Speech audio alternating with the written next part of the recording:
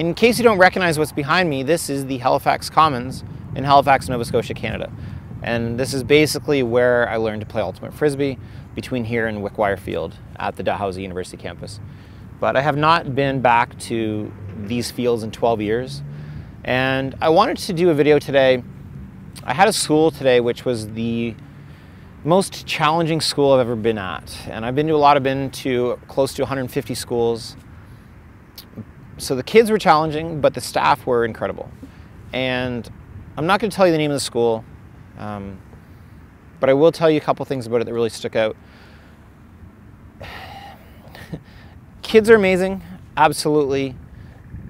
It's what we project on them, it's how they're raised, it's what society does to them that has a huge, potentially negative impact later in life. But there's sometimes where kids have such a challenging time, a home life, just the history of what they've gone through. So for example, there was a girl today in one of our classes that, I think she's in grade 5, and when she was 3 years old, her father was murdered on the front lawn of their house, right? So when you go through that, there's no normal in life. It's how do you go up from there? I mean, it's really, really difficult. And so it's very humbling for me because I go in and I teach Frisbee to these kids, and I have a message, and I try to get them to think about how they spend their time, think about the people that they choose to spend their time with, the things that they choose to do. So instead of playing video games or watching movies, why not practice a sport or work on a skill? And I think that's extremely important. But then you get in a situation that I was in today where the kids are not listening. They just want to run around and scream and throw, and it's fun, they want to play, but at the same time I really want to have some structure. And I mean, me going in there for half an hour, I'm not naive to believe that that's going to change their life, but I mean, maybe it will, but probably not. But it gives them a break in their day, gives them an alternative activity to do.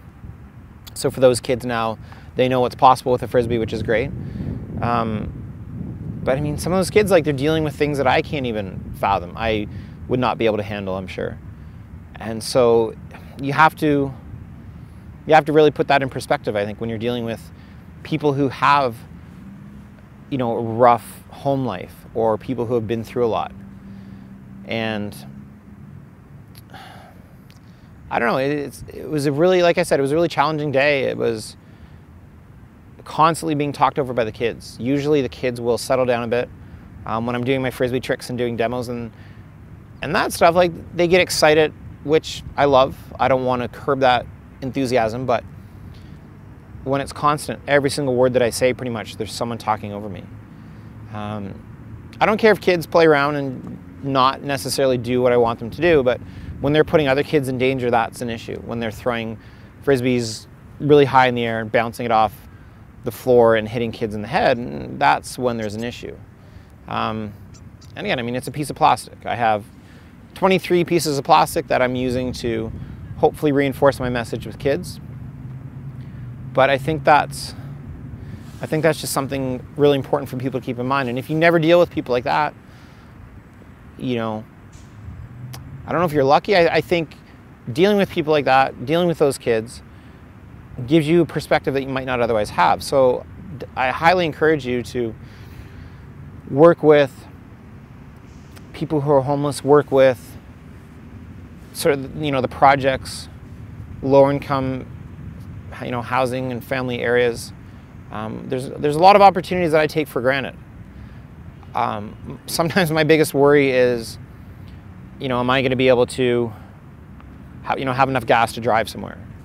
You know, I'm really not worried about, you know, am I going to make it through the week? Am I going to be able to, you know, not get shot or things like that? And some of these kids are dealing with that, and it's really scary. And how do you equip these kids from kindergarten to grade 6, which is the school I was at today? How do you equip them properly so when they get to be in grade 9 and 10, 11 and 12, that, you know, they're going to be okay, that you know, they're going to be able to be all right on their own or make those right choices later on. And I think that's really where my head's at right now. What role can I play in these kids' lives? I was at a school on Monday and the principal made the comment that, you know, I'm the coolest thing these kids see me and I'm their hero, I'm this magician, this wizard, and I'm only there for a day. And she's like, why don't they treat us that way? You know, they work so hard for the kids, they do so much for the kids. And so I do have it pretty easy compared to a lot of teachers and principals, because I go in for one day and I get to be the coolest person in a lot of their lives, because I do all these really fun tricks with Frisbees and teach them all these fun tricks and ways that you can get out and be active and get away from screens. And so I think that's important for me to realize that a lot of what I do potentially is superficial, where kids are getting distracted and they're going to be listening to what I have to say more than somebody who has a genuine interest in their life. And I mean, that's what happens with a lot of these YouTubers and celebrities. I'm not saying I'm a celebrity at all, I'm definitely not. But we definitely see kids getting caught up in what celebrities do. And at a certain point, those celebrities have to realize that they are setting an example for kids. And so for me, I want to try and do my best to set an example with that one day that I have with a school, with that 30 minutes I have with a kid, the one interaction I have, the opportunity to leave an impact on them in some way. And so I think that's why it's so important for me to be reading the books and having the conversations and doing the learning that I'm doing, making the mistakes that I've learned, gaining the experience that I am, because I really want to do my best to pass on as much knowledge as I can. So a lot of what I'm learning is not stuff that I've written, it's nothing that I've researched, it's just content that exists, material that's out there that a lot of parents and teachers just don't have the time for. And so if I'm able to consume that and package it up in quick little snippets, I guess, then I think I can leave them with something that is of value that they can take to the kids. And sometimes it's, you know, statistics, the idea that 10,000 hours is the average time that a kid spends by the time they're 21 playing video games. 7 hours is how long a girl spends each week, more than a boy, watching TV. Things like that, that it gives some new perspective, some different perspective to teachers and parents and principals on what their kids are dealing with. I'm not trying to scare them. That's not my goal at all. That's not, I think, the goal of a lot of people who care about kids and the future. It's what can we do about it? You know, what direction are we headed? And what role do we play in that? And so I think that's really where I'm at, is what is my role in the grand scheme of things? Like, if you want to get, I guess, deep and philosophical, like, what is my purpose in life? And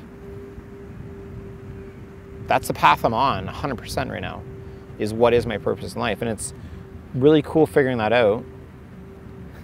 And I guess every time I'm at a school, every time I talk to a kid, every time I talk to a teacher or principal, more of that is being revealed to me, and making it much easier to continue to do the things I'm doing, to make the choices I make, and to sometimes have the restrictions that I have, whether it's being on the road more than I'd like, not having sort of, a home to call, just sleeping on couches as much as I do. At some point you have to figure out a way to make it so that you can get through each day, because I can't want certain things if I'm not willing to do the things to get there, right? So there's people who want a family, there's people who want a house, and that's not me. And it's constantly being reinforced that those are the right choices, right decisions for me right now, and you have to go with it. You have to trust your gut. You have to believe in something. For me, it's definitely karma, it's kindness, treating other people well. It's not that I'm hoping that how I treat people will come back on me at some point. I don't really care if other people treat me with kindness. People are going to treat me the way they treat me. I only have control over how I treat other people, my attitude in situations, how I see the world, my perspective, and that's what I'm going to focus on. Anyway, I hope you're having a great day, and I'm going to go throw some Frisbees around.